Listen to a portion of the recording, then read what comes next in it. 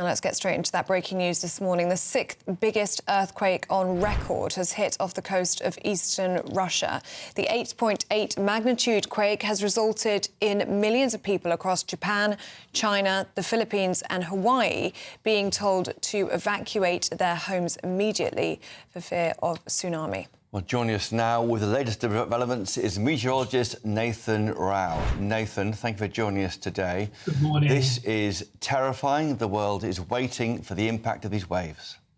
It is absolutely terrifying, and actually it reminds me, Christopher, of covering the 2011 Tohoku earthquake in Japan. We will all remember that one and those terrifying scenes of the huge tsunami waves coming into Japan. This is, I believe, the biggest since then, the biggest in 14 years, and one of the biggest earthquakes that we have seen in the Pacific Ring of Fire. That is a hugely prone earthquake zone around, actually, as it says, around the Pacific, covering all of those regions. And we will be watching through the next 24, 36 hours for the whole of that coastal region. That is Japan, Washington in the US, California, right down to Hawaii, even down as far as New Zealand, because the earthquake, which was 8.8 in magnitude, that is big, has triggered a tsunami. And what that will do is it will, like dropping a rock into a pond, will send out this risk of tsunami waves all across that region.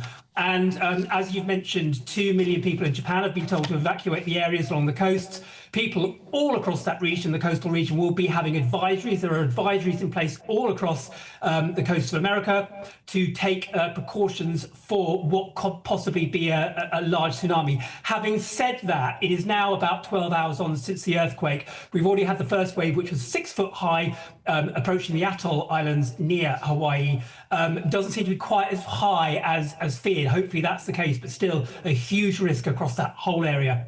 I mean, eyes are on Hawaii now, Nathan, because it is expected to make landfall imminently. We've been expecting this since about 6 o'clock this morning, our time. But just taking a look at the webcams on the shoreline there, the water can be seen receding there. What does that mean? Does that mean that could be very close now? If the water is receding, it is a good sign. But yes, it means it's very close. If you imagine what happens, I mean, think back to 2011 when we saw the Japan Tohoku tsunami. That water spilled right in through the coast very, very quickly. A tsunami travels at about 500 miles per hour. It's about 3,000 miles away from the epicenter where your pictures are right now. So think how quickly that happens. A tsunami occurs when an earthquake, if you think about the tectonic plates, they shift and it's like tipping a bowl of water over and it spills. Very much different from the sort of waves we get in non-earthquake zones caused by the weather. This is not a weather event, this is a seismological event. So it's like tipping a huge bowl of water. But it's very unpredictable. Even the experts don't know where the tsunami will hit, how big the tsunami will be, how high it will be, because the energy associated with the plates can vary. As I said, it's like dropping a rock into a big pond of water and just seeing where it goes. The fact that we're not getting bigger waves than that, I would say, in my opinion, is a positive sign. But for the next 24, 36 hours, there's going to be a risk of aftershocks in that region. And we must remember, this is the Pacific Ring of Fire. As I said, there's 5 tectonic plates that meet at that region. It is hugely prone to earthquakes. So there could be there could be aftershocks to follow. So that whole region is going to be on high alert now until a long, 2-3 days, I would think. Certainly the next 24, 36 hours. Nathan, what's your advice to people in Britain watching GB News now, watching you on this? What should they do if they've got relatives in the area? I mean, there's 15 travel warnings issued by the Foreign Office right now to Chile, Costa Rica. There's a huge list on GB News' website. The US, for goodness sake. What should they be doing? If you're going to travel there, should you be travelling? Call the airline. What should they be doing right now? Certainly, right. Let's break that one down. First of all, if you're travelling there, I would check with your travel advisor. That's always the advice if you're travelling to these areas where there's been natural disasters. Check with your provider, check with the Foreign Office. If you have relatives and friends there, there's 2 things I would say, having looked at this all through the morning. The first of all is this region is very, very, very well prepared for earthquakes. They get them all the time. Yes, this is a very, very big one, and the tsunamis are significant, but they are prepared for this. So they will have advisories in place. They will have mechanisms in place to guide people as to what to do in that area. Contact the Foreign Office if you are very worried about relatives, but I would keep an eye on what's going on there. It doesn't as yet appear, from what I've seen, to have had as huge an impact across that whole region as feared. So the advice, I suppose, would be don't panic. I know that's very easy to say. Don't panic. Keep an eye on the advisories. Check with your travel provider if you are going, within that region, and check the Foreign Office. And Nathan, we're talking about those first waves expected to hit Japan any moment now. But how long could those tsunami waves last for? We could be looking at quite an extended period of time here. Yeah, it could be a day. Tsunami waves typically last for a day. They tend to die down as they reach the coast and as they spill over the coast. Obviously, they're bigger, closer to the epicenter of the earthquake. But certainly for the next 24 hours, absolutely, and possibly for the next 36, 48 hours. And then, of course, it's not just the tsunami wave, it's the aftermath. There will be restrictions to local amenities, water, medical services. All that sort of stuff is affected by this. So even though the tsunami wave itself may be the most prominent danger in the next 24, 36, 48 hours, depending on how bad it is and how far inland it comes and what destruction it causes, then we've got the knock-on effects afterwards to watch out for. It'll be an ongoing story. Well, Nathan Rao, thank you for joining us today with those updates. Really important. If you want to keep up to date with all of the latest of what's happening with the tsunami, do scan the QR code on your screen right now or go to GBN2 on YouTube. And, of course, the latest updates on our website, gbnews.com. Using the internet without a VPN, a virtual private network, is a bit like taking to the road without car insurance. All it takes is one unlucky moment to cost you a lot of cash. This video's sponsor is Private Internet Access. They are the VPN to help keep you safe. Click the link in the description below to find out why over 30 million people have downloaded PIA to protect themselves online. A virtual private network is an app that hides your IP address and helps keep your data private. When you're browsing the internet at home, you give up a large amount of data to businesses, to shops, and indeed to social media giants too. Hackers have the ability to steal your personal data with ease, including sensitive information such as passwords, keystrokes, and even your personal photos. Private Internet Access helps protect your personal data by encrypting your internet connection to keep your data out of the hands of cyber criminals. And it's not just hackers either to be concerned about. Information can be censored too. When Canada passed their C-18 bill, social media giants decided to ban news content on their platforms. But PIA can protect your ability to consume the news and content you love. Private Internet Access is available for Windows users, Mac OS, Android, Linux, iOS, and you can use one PIA subscription to protect an unlimited amount of devices. And we've got a huge GB News discount for you too. Click the link in this video's description and you'll get a massive 83% off PIA.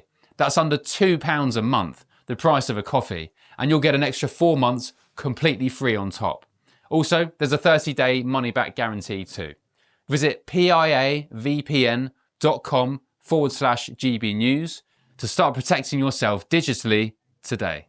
What's the situation as you understand it, and how concerned should we be at this stage? So tsunami warning has been issued. There are tsunami waves that are traveling across the Pacific. So we do need to be aware.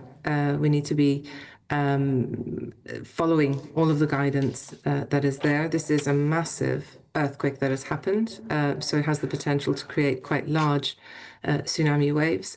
The worst effects likely in the more local areas of eastern Russia and Kuril Islands. But, because tsunamis do not dissipate their energy as they travel away from the epicenter of the earthquake, they still have potential for causing damage right the way across the Pacific. So, areas of Western US, Alaska, Hawaii, Japan as stated. So we do need to be aware. And they travel quickly, don't they, Professor Rossetto? The speed of a jet plane. We're seeing warnings already now across the west coast of the United States.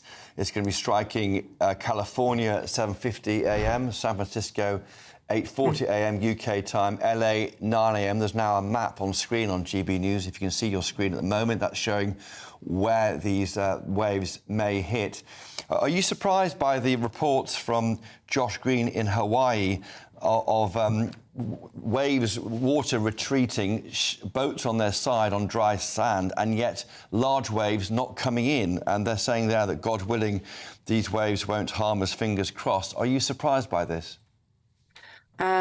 No. A tsunami wave is composed of a crest, so that the positive, the part that goes above the, let's say, mean sea level line, and then a trough, so the part that goes below the sea level line.